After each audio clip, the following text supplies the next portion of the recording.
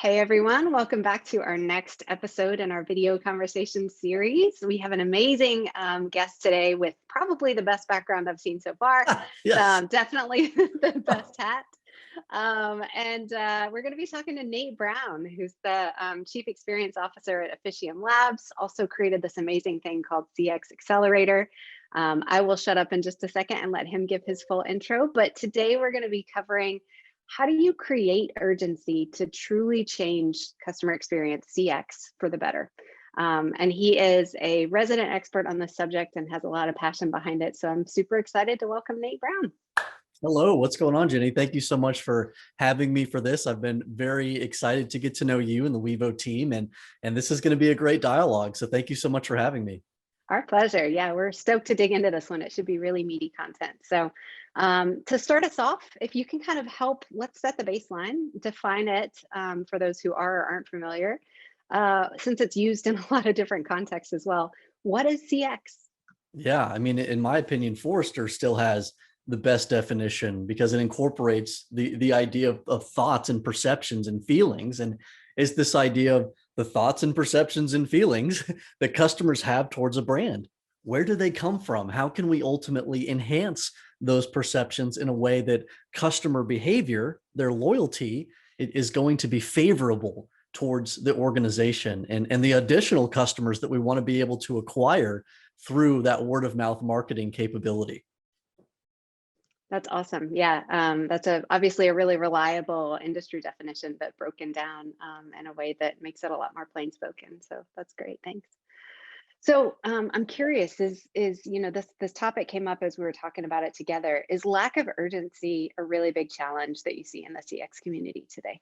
Absolutely no doubt in my mind. And this is something, we were talking about this within CX Accelerator just yesterday in terms of what are the biggest challenges that you are currently experiencing as a CX professional.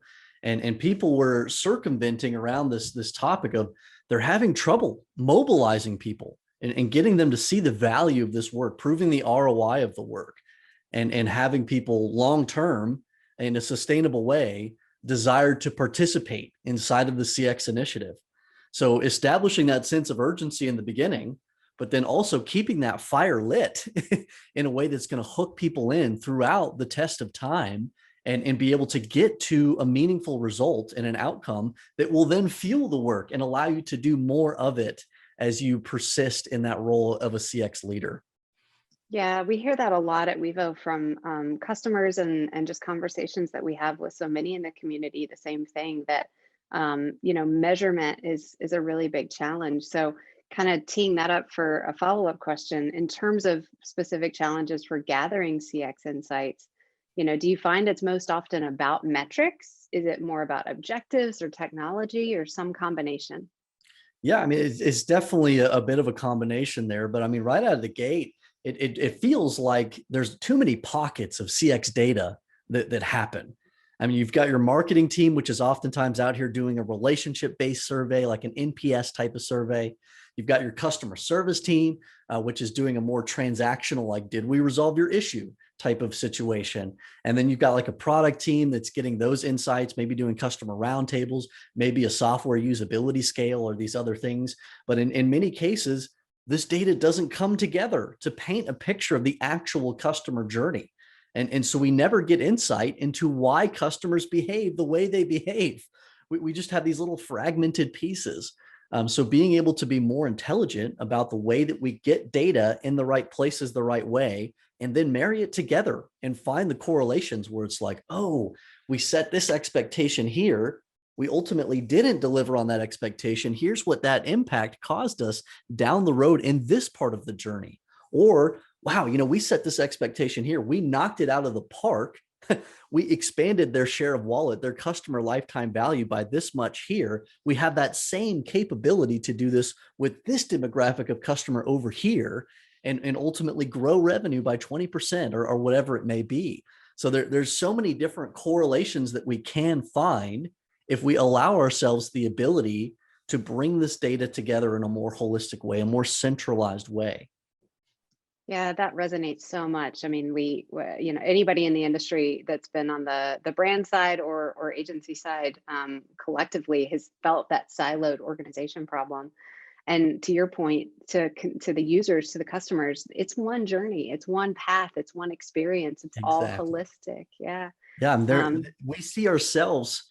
It almost feels like it's sometimes we're driving around in our car in our company with a dome light on inside of our little company car, and we can see the radio, we can see the air conditioning. You know, we can see our kids in the back seat in the rear view mirror, but we have no idea what's really going on outside of this little vehicle that we're trying to drive. And there's just so many assumptions that we're making about what's out there in the world and where this car actually needs to go to get to the destination that we're all looking for together to achieve our mission as an organization. So it's time in some ways to turn the dome light off and turn those headlights on and allow customer insights and customer data to determine the direction of our car a little bit more. I love that analogy. You definitely get where you're going a lot safer and more effectively and efficiently with the headlights on. So Exactly. that tracks. That's great. Yeah, and then ultimately that's where the results follow, right? So kind of flipping that maybe on its head, could you talk for a minute about how you've seen CX focus and these organizations that are insight led be benefited by that sort of approach or mentality? Yeah, I mean, I love that many CX professionals are breaking free of legacy CX metrics. NPS is old enough now to have its own driver's license, to continue the driving metaphor. It can be a very powerful metric if and when it's combined in the overall net promoter score system. But as a standalone metric, it's probably going to have very little value and correlate to very little else unless you are systematically promoting those detractors and passive people into promoters, brand ambassadors, and being able to measure the value of that movement, that evolution of your customer base. But as a single metric, that's just not going to cut it. And a lot of times our destinies are intertwined with something like just a CSAT or just an NPS. So now it's great to see the influx of like customer success. And we're asking this question of how can I maximize the value to the customer? How can I expand our relationship with the customer? And we see customer health score, customer engagement score, customer lifetime value. And if we're thinking more in the customer service area, I'm still a huge believer in the CES, the customer effort score, because we're asking the right question of how can I maximize value right here in this moment? In this case, it's to resolve the issue quickly and easily. That's what matters here. And that's what we should be thinking about. What matters here in this part of the journey most to the customer? If we're in that brand awareness stage, they're seeking information. They need to know who we are. They need to know who we're not. And they need to be able to navigate that path as quickly as possible through effective demos, through a great knowledge base, through an excellent live chat interaction, whatever that looks like, for them to go through that quest of knowledge collection and guide them towards the path where you can now develop and unfurl a relationship with that customer in a meaningful way. I mean, that's what matters most there. If we're over here in the finance area, I need clarity. I need timeliness. I need to be invoiced correctly and on time so that I can ultimately fulfill this obligation that I have. And if there's another expectation set in terms of how I'm going to be invoiced or how much or what type of services I'm receiving, then naturally that's going to be a friction point in the journey. And so often we don't even look at or measure that part of the journey in our voice of customer process. So getting that more holistic view, identifying those friction points and reducing them, ultimately we're going to have a huge impact on customer behaviors. Yeah, yeah, we think about it so much in terms of validating problems, right? Where do we think there are problems is one thing, but Mm, then really where do we validate that problems truly exist, and gathering that from the voice of customer, from the real insights of real users. And then to yeah. your point, that improves the entire holistic journey. That creates the audience of ambassadors and evangelists about your brand. And it crosses all those tones, right? I'm getting excited now of brand and tonality and expectations and likes and Absolutely. dislikes, and all of that flows together. So I mean, yeah, there's a great quote that I heard in an event. It was actually In Moment that was putting on a wine tasting in Nashville, and they said something like, "Your brand promise is no longer what you slap on your website. It's what one customer says to another." oh, that's So great. we Yeah. don't get to dictate the reality of who we are out into the world. The actual behaviors that we're producing in our customers, the actual perceptions that we've generated through our ability to deliver on great CX rather than some marketing copy we slapped on a website. That is who we are more than ever. People only believe a little bit of that marketing copy. What they believe is what they've heard through a friend or a family member or somebody inside of their network. What they believe is what's posted on that review site or in that social media post. And Yeah. so we don't get to control our own destiny anymore in the sense of just describing who we are. Where we control our destiny is by being able to enhance and ultimately make positive the customer perceptions that we are generating, which is why the work of CX is so important and why it is the competitive differentiator that we have. And to your point, that spans every department, that spans every team. They Everyone. all have a shared responsibility in listening for that and then responding to it. I love Very that. much. Yeah. I Yeah. mean, I get terrified when I see customer experience outsourced to a little tiny pocket somewhere peripheral inside of the organization. Oh, well, we got this CX team. They sit over here, they're in that corner over there. Hopefully they're taking care of our customers. Like, no, they don't do CX on behalf of the organization. What that team is doing is unlocking the capabilities of CX across every aspect of the company, gaining allies, developing a CX change coalition that is made up of different key stakeholders in every key functional area that dictates the customer journey, and aligning them, bringing them together, breathing life into that group, getting them excited, and establishing that sense of urgency again and again, and in different refreshed ways to where that fire stays lit. Somebody needs to own that. I'm not saying there shouldn't be a CX team, but they're not doing CX. They're simply making it possible. They're setting the context so that everybody else can do CX every day in a consistent and excellent manner. Yeah, they're weaving that thread through the organization. It's a That's great way to say perfect. it. Yeah, yeah. So, tying to that, do you think teams can truly create and then change CX for the better? I mean, I have to believe yes. Otherwise, I wouldn't be doing this. And I have, I've been able to be that inside of different teams and to see the power of this actually brought to life. I mean, the first true CX program that I was a part of, it was totally grassroots. It was me as a customer service leader looking around and being like, I've got my whole department answering the same question again and again. I almost felt like we were wasting this incredible talent pool just through these remedial interactions and solving the same problems over and over again for a different customer, different day. It's like, what if we actually solve this problem macro in the royal sense, upstream? What is that? And the word was customer experience. Let's isolate friction points. Let's reduce them. Let's enhance this overall journey and look at the customer journey together more holistically instead of just break fix department customer service.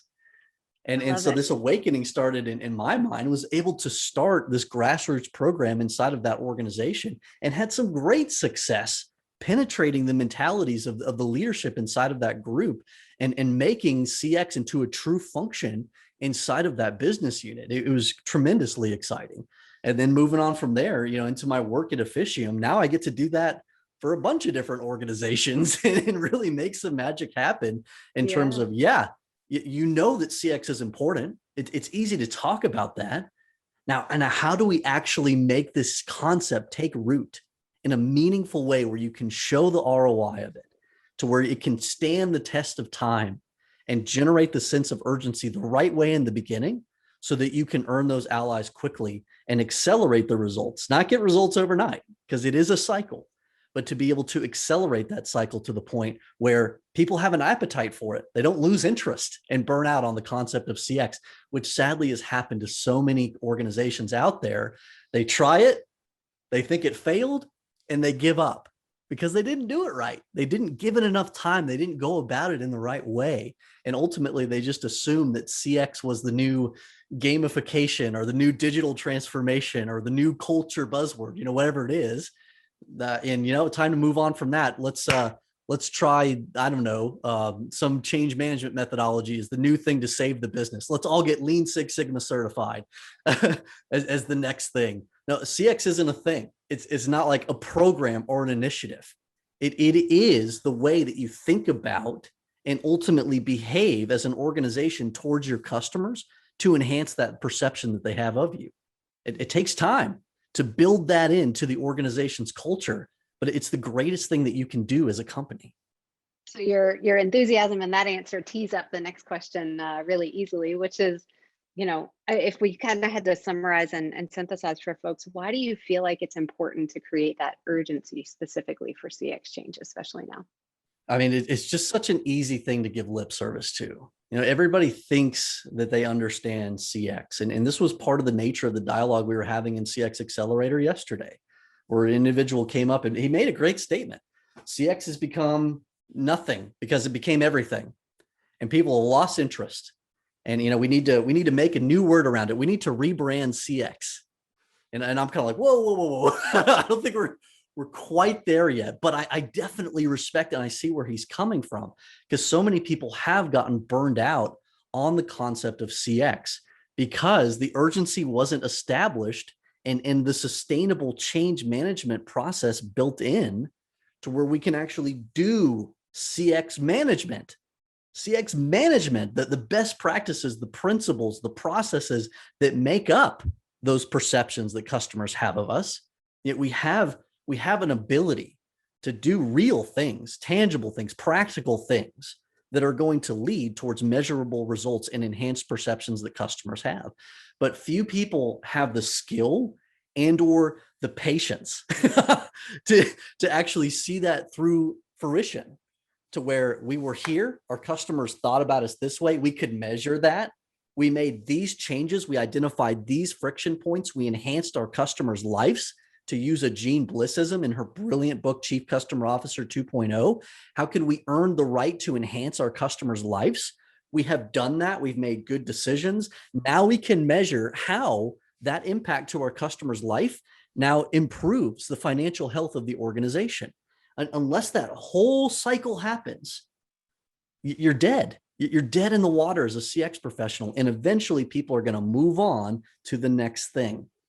And as an organization, I would stretch to say, do you feel like that's shifted thanks to the pandemic specifically? In some ways, yes. In some ways, certainly. In other ways, it's caused people to freak out and almost accelerate their chase the shiny penny mentality to something else, maybe outside and beyond of CX. And also, it has been really difficult in this stage to understand customer expectations. I was leading a panel for Frost & Sullivan just 2 weeks ago. And the overwhelming mantra from the panelists is we went through a stage where customers were extending grace at the beginning of the pandemic. And then like last summer, something shifted. And it was like, all right, we're done with this. Now we just, here's what we need. Here's what we expect. And you better give it to us. There's just almost like this incredible, I wouldn't use the word entitlement, but like evolution of expectations. Expectation changed, yeah. Because there's some organizations out there that knocked it out of the park. And now we're held to that standard, even across industries and across different competitors. So all of a sudden customers have seen it, they felt it, they know it's possible. And now they're going to hold all these different organizations to that same standard, many of which they weren't ready to excel up to those customer expectations. Maybe they don't understand them. Maybe they did some great things that they felt like were going to enhance the customer's perceptions, and then ultimately they didn't.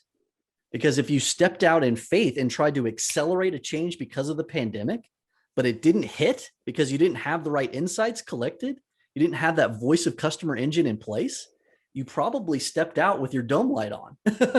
You probably started driving with the dome light on. You didn't have the headlights on.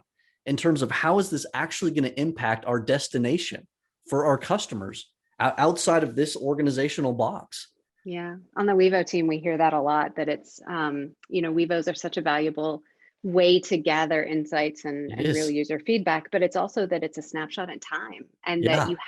you have to reach out and gather that feedback often enough that you're getting an accurate portrayal of the reality for your customers now versus Yeah. 6 months ago versus 3 months ago. It's shifting Mm. now more than ever before. But yeah, that completely resonates with what we hear so often in the industry. So Yeah, jumping in and making changes is dangerous until you have that voice of customer engine there, supplemented by something like WeVo that's giving you great insights into the digital experience aspect. I yeah, mean, you validate your problems, then you can validate your solutions. And yeah, bingo, bingo, yeah, bingo. Otherwise, you're going to go way down a rabbit hole that's just not going to yield the results that you're hoping for as an organization, and ultimately CX could have egg on the face. So it's yeah, great to be able to step out in faith a little bit in terms of, yeah, our gut tells us this is a good thing to do for our customers, but then let's validate it with a real data set so that right. we know that, okay, here's the changes we're going to make, here's where we were.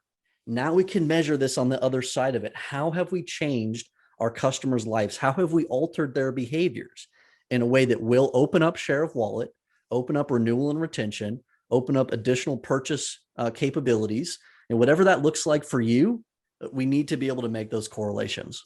And it's a win-win, right? The customers win, the CX team wins, the execs win, all the way up the org, and ultimately builds that sustainable, valuable business around what's real. So Yep. I love Agreed. it. I love it. We could talk about this all day. I want to wrap us with, you mentioned, especially during the pandemic, there are some brands and companies that have really knocked it out of the park. Are there any best in class examples of sort of that rapid CX change for the better that you could talk about? Yeah, I mean, we had one inside of Officium, a client that we were working with through this period of time. And luckily, kind of right before the pandemic, a wonderful executive inside of this Fortune 10 organization, she put her foot down and just said, I want us to be best in class in customer service. And inside of an industry, inside of the gaming space, where that's not something that is typically desired. And I mean, it was a very progressive statement. And so through the help of Officium was able to go from a 30% CSAT to up to an 80 to 90% customer satisfaction in 1 year. And Wow. just the tremendous results that came out of that enhanced player experience. And as far as like player retention, opening up that share of wallet in terms of just the capabilities there to enhance that player experience and to make a great thing happen there to where they're loving the game, they're in it more, and protecting $3 to $4 million of revenue for this Fortune 10 client through that enhanced customer service cycle that we were able to help to generate there. So a wonderful case study there on a transformation that was done very quickly and effectively through establishing that sense of urgency, having that crystallized goal of we're going to be best in class, but then having the project management, the change management, the maturity brought in, the correct resources to actually make it happen practically, measure it along the way. I mean, we had that baseline. We knew where we stood in the beginning. And now we can actually celebrate what we were able to accomplish through the enhancements that were made through that cycle. Just thinking out loud here, another one, I feel like Ring. Ring is another great example where they just the needs that people had in this area of home security just went off the charts over these past couple of years. And Ring kept up, and they have such a great, compelling brand voice in the way that they do their customer experience. They call people neighbors, and they really bring people together into these communities where people are able to inform one another of hazards that are going on locally. Creating a community around that, creating the technology to empower that and to make it possible. And when you call into them, if there is a problem, I've always been blown away by how kind and how helpful they are. They call you a neighbor when they're interacting with you on the phone. So like having that brand voice is awesome. Another company that I've recently been attuned to is Midday Squares, just this cool little Montreal company. And Joanna Dos Santos is their CX director, and she just blew us away. We met her through CCW, and she just knocked her socks off with her passion and with her capabilities in the area of CX. You want to look at a company who started just started as a little organization, but built CX best practices in from the very beginning, and how it's helped them to accelerate their growth and that power, that word of mouth marketing engine that's going out there by backing up this great product that they've made, but delivering on an experience around that product. What a great case study that is for the importance of a startup organization understanding the power of CX from day one and building that into their growth cycle. One more is was T-Mobile. I don't know if you've seen that Matt Dixon article on building the future of customer service as an HBR article, and it's just brilliant. What the transformation that T-Mobile went through in terms of going from a very generic support to creating these little tribes of like 50 support agents with like a knowledge-based specialist, some QA specialist, a supervisor in there, some specialized roles, but really created this mini tribe that was self-sustaining, where they could really get to know each other and develop some pride and some family atmosphere around that group. And then actually extended that to a particular customer segment where they were like, this is who we are, this team of people, and this is our customers, and this is who we have the privilege of serving. And they just did a lot of brilliant stuff as part of that transition. And it yielded phenomenal results in terms of the employee retention aspect. At that point, you're not working in a 5,000 person call center. You're working inside of your tribe, and you know these people and you care about them and you want them to be successful. That's going to make you loyal as an employee. But then also, the power of that personalized customer experience, getting to know that demographic, that regional area, and what they love, what they prefer as part of those support interactions, and what can make that into a very compelling experience for them.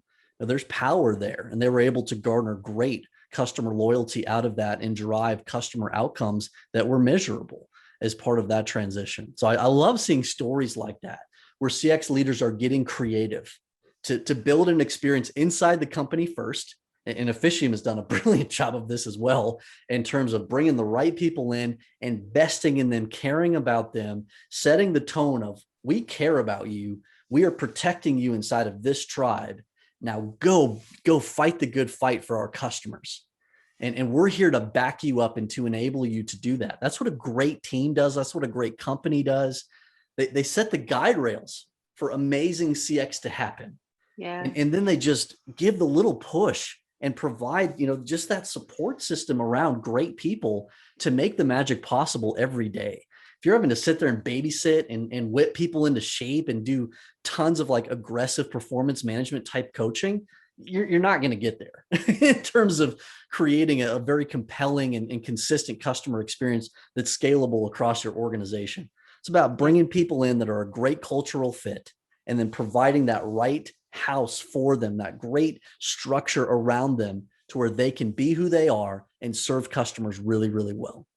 I love it. It starts with that passion, and then that crystallized vision just brings it all together. That's Indeed. Fantastic takeaways. Nate, thank you so much. Thank you. Such good content, such good discussion.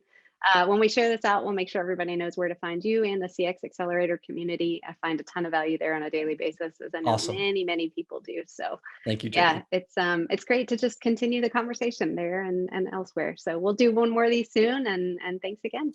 Thank you, everybody.